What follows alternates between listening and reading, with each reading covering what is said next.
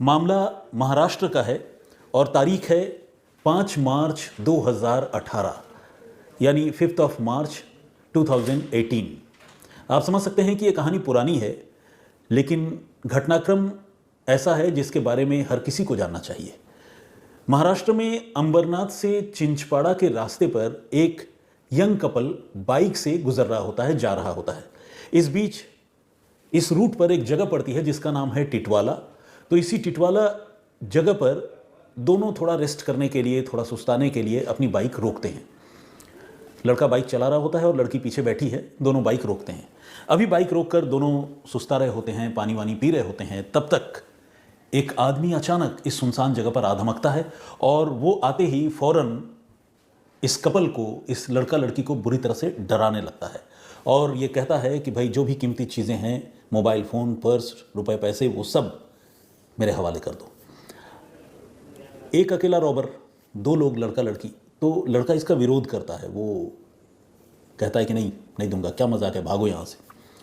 तो जैसे ही लड़का विरोध करता है, वो जो रॉबर है यानी जो लुटेरा है, वो फौरन अपने कमर से एक गन निकालता है, रिवॉल्वर, और वो गोली चला देता है। गोली लड़के को लगती है और वो वहीं पर ढेर हो जाता है। अब से कुछ देर पहले तक, यानी कुछ मोमेंट्स पहले तक, ये दोनों बिल्कुल खुश थे, हंसते मुस्कुराते बातें करते हुए अपने डेस्टिनेशन की ओर जा रहे थे। अचानक एक लुटेरे ने आकर उनकी सारी खुशियां छीन ली, लड़के की हत्या कर दी, सारी कीमती चीज़ें जो लूटपाट कर सकते थे वो उन चीज़ों को लूटा और लड़की को खींचकर, इसके बाद लड़की की हत्या करने के बाद अपने साथ जंगल के अंदर ले गया और इसके बाद लड़की के साथ भी उसने गन पॉइंट पर ही ज्यादती की, उसके साथ रेप किया। बहुत ही दुखद, बहुत ही रोंगटे खड़े करने वाली और विचलित करने वाली घटना। इसके बाद वो जो लुटेरा था वो वहाँ से फरार हो गया, गायब हो गया। कहाँ गया पता नहीं। लड़की जिसकी आंखों के सामने उसके पार्टनर की हत्या हो जाए, जिसके साथ रेप जैसी दुखद घटना हो, वो लड़की भला कितना अपने आप को अलर्ट रख पाती कि वो उस आदमी को भागते हुए देख पाती या किस रूट से गया, कैसे गया। वो बदहवास थी लड़की। जैसे ही वो रॉबर कम रेपिस्ट वहाँ से फरार हुआ तो वो लड़की जंगल से थोड़ा वापस हाईवे की तरफ आई और जब मेन रोड की तरफ आई तो पास में वहाँ एक गांव है जिसका नाम है नीलाम्बी। उस नीलाम्बी गांव के लोग जो वहाँ से गुजर रहे थे, आते जाते मिले। उस लड़की ने रोते हुए, शोर मचाते हुए उन गांव वालों से अपनी फरियाद की, अपनी गुहार लगाई और बताया कि मेरी मदद करो। कहा, गांव वालों ने देखा लड़की की हालत, तो उन्हें समझ में आ गया कि लड़की के साथ कोई अनहोनी हुई है, ज्यादती हुई है। उन्होंने पूछा लड़की से और फिर फ़ौरन उन्होंने पुलिस को फ़ोन कर दिया। तो ये जो फ़ोन किया, ये ठाणे रूरल पुलिस का एरिया था, यानी ग्रामीण पुलिस का एरिया था ठाणे ज़िले में। और जब नीलाम्बी गांव के लोगों ने पुलिस को फ़ोन किया तो फ़ौरन पुलिस मौके पर पहुंची भी। इस लड़की का पुलिस ने बयान दिया, जिस लड़के की हत्या हुई थी उसकी बॉडी पुलिस ने रिकवर की। इस मामले की छानबीन, इस मामले की जांच शुरू हुई। लड़की ने पूरा सीक्वेंस नैरेट किया, घटनाक्रम बताया और साथ ही ये भी बताया कि उसका मोबाइल फ़ोन किस तरह से रॉबर लूट कर लेकर चला गया। अब पुलिस को उम्मीद थी कि शायद मोबाइल फ़ोन से उस रॉबर का, उस लुटेरे का पता चल पाए। तो पुलिस ने उस मोबाइल फ़ोन को सर्विलांस पर लगाया और पुलिस ने ये देखा कि उस मोबाइल फ़ोन का लोकेशन लगातार चेंज हो रहा है। कभी अंबरनाथ, कभी बदलापुर, कभी उल्लासनगर, अलग अलग जगहों पर वो मोबाइल फ़ोन कुछ घंटों के अंतराल पर ट्रैवल कर रहा है। यानी मोबाइल फ़ोन को लेकर भागने वाला शख्स जो है वो मूव कर रहा है। तो पुलिस इस मोबाइल फ़ोन को इंटरसेप्ट करने और उसे ट्रैक करने की कोशिश करती रही। बीच बीच में फ़ोन स्विच ऑफ भी होता रहा, स्विच ऑन होता रहा और पुलिस को फाइनली एक आदमी मिला, जिस आदमी के पास वो फ़ोन पुलिस ने बरामद कर लिया। और पुलिस ने जब उस आदमी से पूछताछ की तो उस आदमी ने जो भी पुलिस के सवालों का जवाब दिया, उसे देखते ही पुलिस ये समझ गई कि इस आदमी के पास फ़ोन तो ज़रूर है लेकिन वो गुनहगार नहीं है, वो मुलजिम नहीं है। क्योंकि गुनहगार आदमी जो होता है, उसकी बॉडी लैंग्वेज, उसके सवाल जवाब, उसके सवालों का जवाब देने का तरीका, ये सब कुछ पुलिस देखकर भांप लेती है। और जो इनोसेंट होता है उसकी बॉडी लैंग्वेज से भी पुलिस को समझ में आता है और पुलिस सवालों से क्रॉस चेक भी करती है। तो पुलिस ने जब इस आदमी से पूछताछ की तो उसने बताया कि हाँ, मैंने फ़ोन ख़रीदा है लेकिन मुझे ये नहीं पता कि इस फ़ोन के पीछे की स्टोरी क्या है। मुझे तो एक ऑटो ड्राइवर ने ये फ़ोन बेचा है। पुलिस ने कहा, ऑटो ड्राइवर पहचानते हो उसको? बोला हाँ, उसको जानता हूँ मैं, उसका नाम संजय सिद्धार्थ नरवडे है। तो पुलिस को एक क्लू, एक जानकारी उस ऑटो ड्राइवर के बारे में जिसने फ़ोन इस आदमी को बेचा था वो मिल चुकी थी।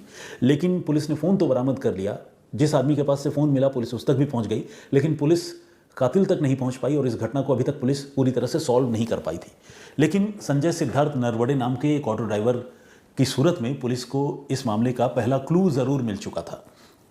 अब पुलिस ने छानबीन आगे बढ़ाई, जांच आगे बढ़ाई। तो जब पुलिस छानबीन कर रही थी तो पुलिस को एग्जैक्टली 1 साल पहले इसी तरह का एक आइडेंटिकल केस उसी जगह पर होने की बात पता चली। पुलिस को पता चला कि तकरीबन साल भर पहले उसी सुनसान रास्ते से गुजर रहे एक कपल के ऊपर भी किसी लुटेरे ने हमला किया था और तब भी एक लड़की के साथ ज्यादती हुई थी और उसका मोबाइल फ़ोन, लड़के का मोबाइल फ़ोन उस लुटेरे ने छीन लिया था और लड़का जो इस लूटपाट का विरोध कर रहा था उसे गोली मारी गई थी। लेकिन उस लड़के की खुशकिस्मती थी कि गोली उसके बाँह पर लगी और उसकी जान बच गई, हत्या नहीं हो पाई। लेकिन रॉबरी का एक इंसिडेंट पहले भी हुआ था, इसके बारे में पुलिस को इस रीसेंट इंसिडेंट की छानबीन करते हुए जानकारी मिली।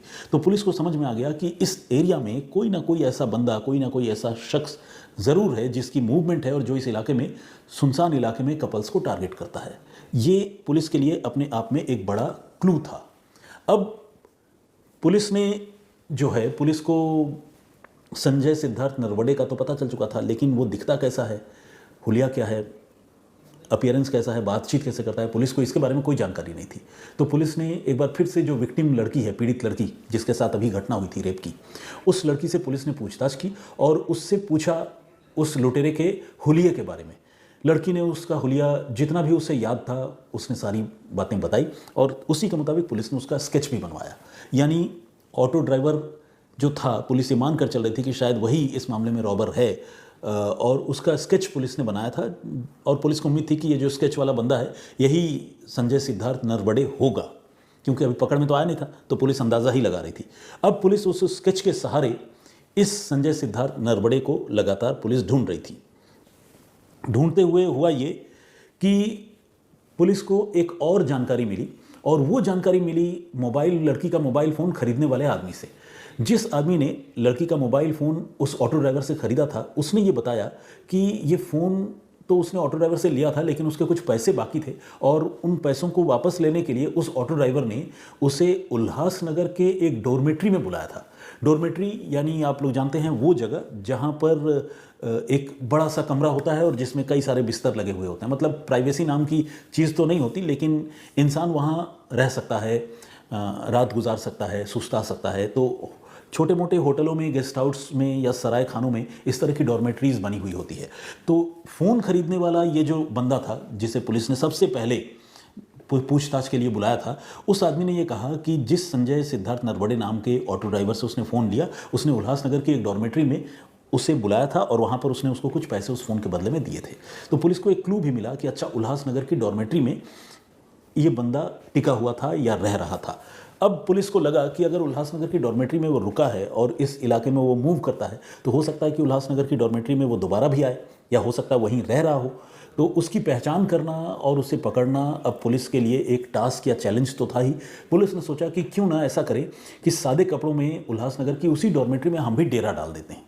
तो पुलिस की एक टीम 2-4 लोगों की, वो बगैर वर्दी के नॉर्मल क्लोथिंग में उल्लासनगर की उस डॉर्मेट्री में पहुंची और उन्होंने वहाँ पर डॉर्मेट्री में बिस्तर लेकर जो है वहाँ डेरा डाल दिया। तकरीबन 3 से 4 दिनों तक पुलिस की ये टीम इंतज़ार करती रही और ये सोचती रही कि शायद इस स्केच से मिलने वाला आदमी सिद्धार्थ नरवड़े उनको वहाँ नज़र आए और शायद कोई ऐसी जानकारी या क्लू मिल जाए उस आदमी के बारे में तो उसे पकड़ पाएँ। तो पुलिस की टीम वहाँ 4 दिनों तक इंतज़ार करती रही और पुलिस को उस ऑटो ड्राइवर के बारे में 4 दिनों के इंतज़ार के बावजूद कोई क्लू, कोई जानकारी और नहीं मिल पाई। यानी डॉर्मेट्री में वो बंदा जिसको वो ढूंढ रहे थे, पुलिस को वो आदमी नज़र ही नहीं आया। अब पुलिस की उम्मीद जो है वो थोड़ी टूट रही थी, पुलिस थोड़ी हताश हो रही थी। इसी बीच पुलिस की टीम बीच बीच में इधर उधर बाहर भी निकल रही थी डॉर्मेट्री से और डॉर्मेट्री में आ भी रही थी। जैसे कोई भी मुसाफिर कहीं टिकता है तो एक जगह हमेशा ही लेटा रहेगा, ऐसा तो है नहीं, घूमता फिरता भी है। तो ये लोग बाहर भी जा रहे थे, वापस भी आ रहे थे। तो एक बार जब वो वापस आए तो उन्होंने देखा कि डॉर्मेट्री के एक बिस्तर पर एक आदमी लेटा हुआ है। इनको लगा कि एक बार उस आदमी से चल के बात करते हैं और बातचीत से थोड़ा सा समझने की कोशिश करते हैं कि यहाँ कौन आता है, कब आता है, कितने दिन तक लोग रुकते हैं, क्या कोई परमानेंटली भी रह सकता है क्या। तो वो जो पुलिस के 2 कर्मचारी थे वो इस आदमी पर, जो एक डॉर्मेट्री में एक बिस्तर पर लेटा हुआ था, उसके पास गए और उन्होंने जाकर ये कहा कि वो ये डॉर्मेट्री छोड़ना चाहते हैं। पुलिस वालों ने कहा कि हम यहाँ रह रहे हैं लेकिन हम ये डॉर्मेट्री छोड़ना चाहते हैं। ये नहीं बताया कि हम पुलिस वाले हैं, ऑब्वियस सी बात है, नहीं बताएंगे वो। तो उन्होंने कहा कि हम डॉर्मेट्री छोड़ना चाहते हैं, आसपास कोई और ऐसी जगह है जहाँ हम टिक सकते हैं। तो वो जो आदमी लेटा हुआ था उसने इनको जवाब में ये बताया कि हाँ, उल्लासनगर में कैंप 5 एक जगह है, वहाँ पर कुछ इस तरह के और सराय हैं, गेस्ट हाउस हैं, जहाँ पर डॉर्मेट्री है, आप लोग वहाँ जाकर भी रुक सकते हो अगर आप लोगों को यहाँ मन नहीं लग रहा है या यहाँ कोई दिक्कत हो रही है। तो ये बात जब पुलिस ने सुनी तो पुलिस का दिमाग ठनका। अब आप पूछेंगे कि इसमें वो कौन सी बात थी कि पुलिस का दिमाग ठनका। तो बात सब्जेक्ट में नहीं थी कि क्या सवाल जवाब हुआ, क्या बातचीत हुई, बल्कि बात थी उस आदमी की आवाज़ में। जिस आदमी से उन्होंने ये सवाल पूछा था उस आदमी की आवाज़ काफ़ी भारी और थोड़ा डिफरेंट किस्म की थी। आवाज़ ऐसी थी जिसे अलग से पहचाना जा सकता था।